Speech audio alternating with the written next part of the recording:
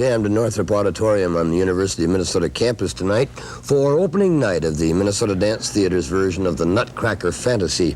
The annual production has become something of a Christmas tradition in the Twin Cities area. The driving force behind the production is the Dance Theater's founder and artistic director, Lois Holton. Jim Newman has a report. You have to bring magic to which row in Northrop Auditorium? Into the last row. You have to make people believe every single thing that you're doing, that you're performing.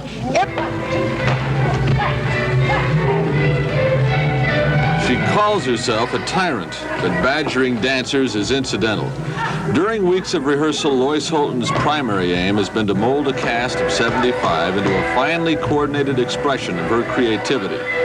The cast endures tongue lashings and demanding rehearsals willingly. The 12th annual production of the Nutcracker Fantasy is a sellout. Nobody's going to argue with the lady who has the secret of success.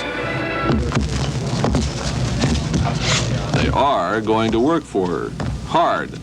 The Nutcrackers' featured dancers like Andrew Thompson train with agonizing intensity 30 hours a week. It's suffering on the most noble and wonderful level. I mean, it's for that joy of hoping that something you give back across the orchestra pit will come back to you. It's called applause. Lois Holton does not pity the dancers for their grueling workouts. She says some people are condemned to create. The Nutcracker has been delighting audiences since 1892. Bringing the story to life, she says, has its own rewards.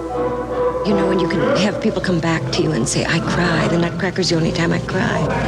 And I think how wonderful. I want to see people cry because so many are on Milltown or Valium. I want to touch people through art. But not only do I want to touch people, it's a beautiful thing to be enduring. The fact that this is the 12th year means that maybe something that I do is worth repeating. And isn't that wonderful? Lois Holton laments the fact dance has not achieved the popularity of competitive sports. She argues the Nutcracker's offering of dancers cavorting on stage as mice, toys, snowflakes, even bonbons make it every bit as exciting as a football game. The only difference, she says, in ballet, nobody keeps score.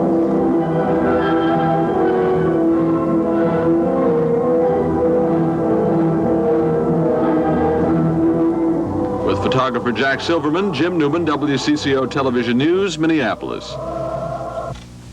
Most people know how to protect themselves from the cold steel.